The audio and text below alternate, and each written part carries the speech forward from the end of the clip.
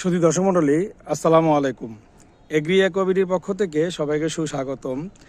আজকের ভিডিওতে আমরা একটি শিক্ষণীয় বিষয় নিয়ে আলোচনা করব।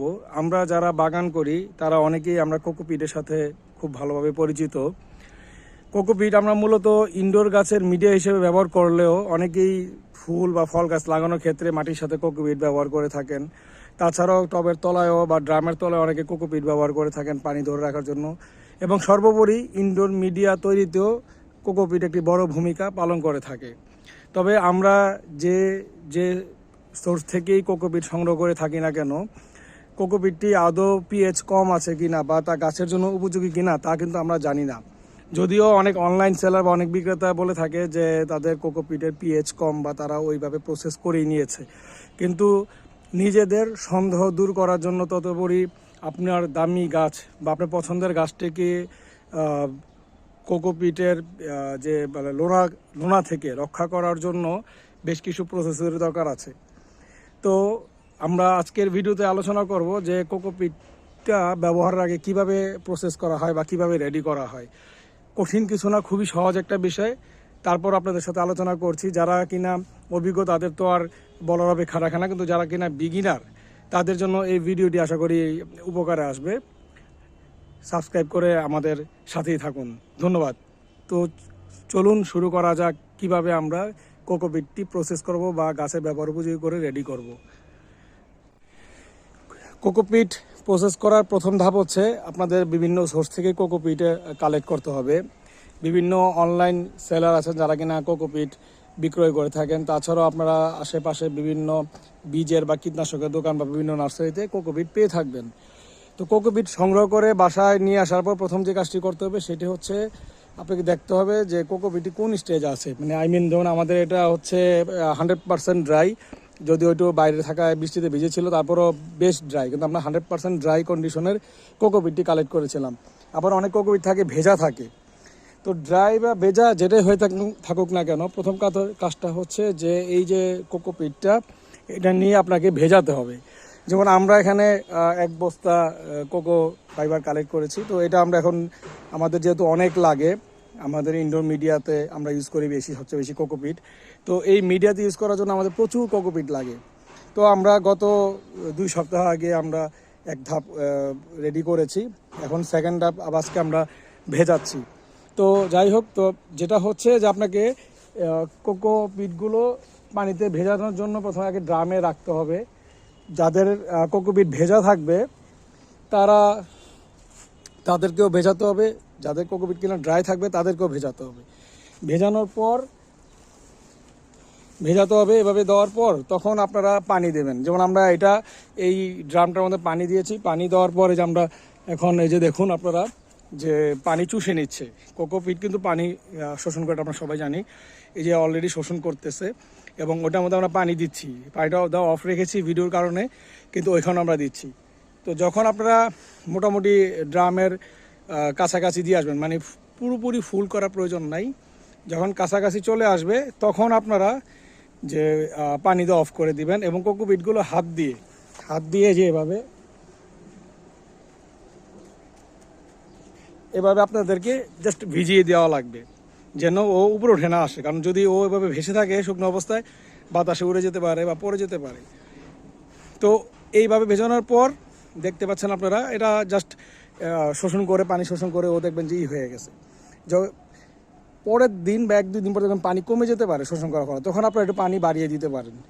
আমরা নর্মালি 5 থেকে 7 দিন ভিজিয়ে রাখি। মিনিমাম সময়টা হচ্ছে 24 ঘন্টা।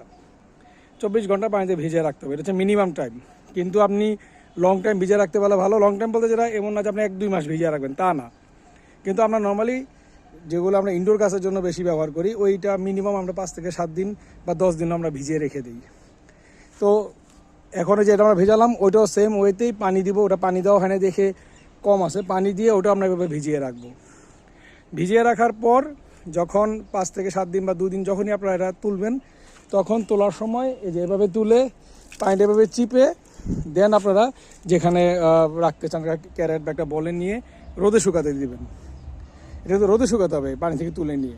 রোদে শুকালে যখন ময়েশ্চারের আমাদের 20 থেকে 30% থাকবে তখন আপনারা ঘরে নিয়ে আসেন বা যে যার স্টোর হাউস আছে ওখানে নিয়ে রেখে দেন।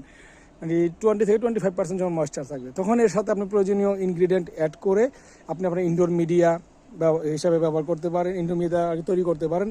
আর যারা কিনা ফল গাছ বা ফুল গাছে ব্যবহার করতে চান তাদের এটার সাথে কোনো কিছু মিক্স করার প্রয়োজন নেই, জাস্ট মাটির সাথে মিশিয়ে নিতে পারেন রেশিও অনুযায়ী, অথবা ড্রাম বা টবের তলায় 2 ইঞ্চির মতো করে লেয়ার করে দিতে পারেন।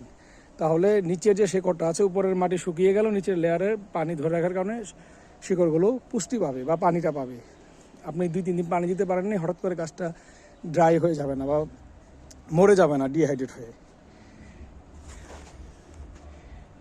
অনেকে আছেন যে কোকোপিটটাকে ফাঙ্গিসাইডও ডুবিয়ে রাখেন যাতে ফাঙ্গাল ইনফেকশন না হয় গাছের। অনেস্টলি বললে আমরা আসলে ফাঙ্গিসাইডে ভেজাই না। আমরা কারণ পানিতে যদি আমি লং টাইম ভিজিয়ে রাখি এটা লোনা চলে যায়, এবং যখন এটা র অবস্থায় আসে এটার সাথে আসলে কোনো ফাঙ্গাল, আমরা এই পর্যন্ত আল্লাহর রহমতে কয়েক বছর ধরে আমরা ইনডোর গাছের মিডিয়া তৈরি করছি বা ইনডোর গাছে ব্যবহার করছি, ওরকম প্রবলেম দেখিনি। এই জন্য আমরা কোনো ফাঙ্গিসাইডে ভেজে না।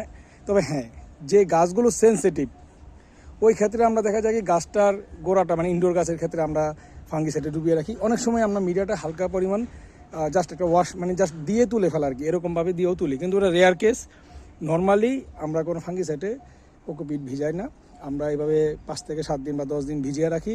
ভিজিয়ে রাখার পর কোকোপিটগুলো পানি থেকে যেভাবে চিপে তুলে দেন আমরা ওই ড্রাম বা চারি মানে ড্রাই করার জন্য আর কি ক্যারেট বা বোল এরকম নিয়ে আমরা তখন মেলে দিই। দেন ড্রাই করার পর যখন 20 থেকে 25% ময়েশ্চার থাকবে দেন আমরা আমাদের স্টোর হাউসে নিয়ে আসি, ওটার সাথে প্রয়োজনীয় ইনগ্রিডিয়েন্ট অ্যাড করে আমরা ইনডোর মিডিয়া তৈরি করে থাকি। এতে আমি পানিতে ভিজে রাখার ফলে যেটা হয়, কারণ এই কোকোপিটের সাথে, কারণ এগুলো তো নারকেল থেকে তৈরি হয়, এগুলো বিভিন্ন আমাদের দেশে পার্সপেক্টিভে খুলনা, বাগেরহাট, বরিশাল বিভিন্ন লোনা অঞ্চলে নারকেলের প্রচুর চাষ হয়। তো এই নারকেলের ছোবড়ার সাথে প্রচুর পরিমাণ লোনা থাকে বা লবণ থাকে। এই লবণটা দূর করার জন্যই এই পানিতে ভেজানো, কারণ এই লবণটা গাছের জন্য ক্ষতিকারক। আর আরেকটা বিষয় হচ্ছে লবণটা এখানে দূর হয়, আরেকটা হচ্ছে এটার মানে পিএইচটা গাছের জন্য সহনীয় পর্যায়ে চলে আসে। এরপরে যদি কারো কোনো কিছু জানা থাকে তাহলে আমাদের ফেসবুক পেজ এগ্রি একোবিডি মেসেঞ্জারে নক করতে পারেন, অথবা আমাদের কন্ট্যাক্ট নাম্বার 01715256077 নম্বরে কল করে বিস্তারিত জেনে নিতে পারেন।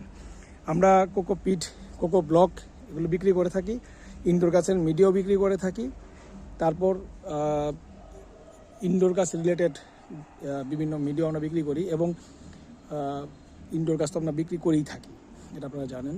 তো যাই হোক, কারো কোনো কিছু জানার থাকলে বা যদি আপনারা কোকোপিট ক্রয় করতে ইচ্ছুক হন আমাদের ফেসবুক পেজ এগ্রি একোবিডি মেসেঞ্জারে নক করতে পারেন, অথবা আমাদের কন্ট্যাক্ট নাম্বার 01715256077 নম্বরে কল করে বিস্তারিত জেনে নিতে পারেন। আমাদের নার্সারি নারায়ণগঞ্জের পঞ্চবটি এনসিসি অ্যাডভেঞ্চারল্যান্ড পার্কের উল্টো পাশে পুকুরের আগে। সবাই ভালো থাকুন, সুস্থ থাকুন এই কামনায়। আল্লাহ হাফেজ। আসসালামু আলাইকুম রহমতুল্লাহ বারকাতু। Happy gardening.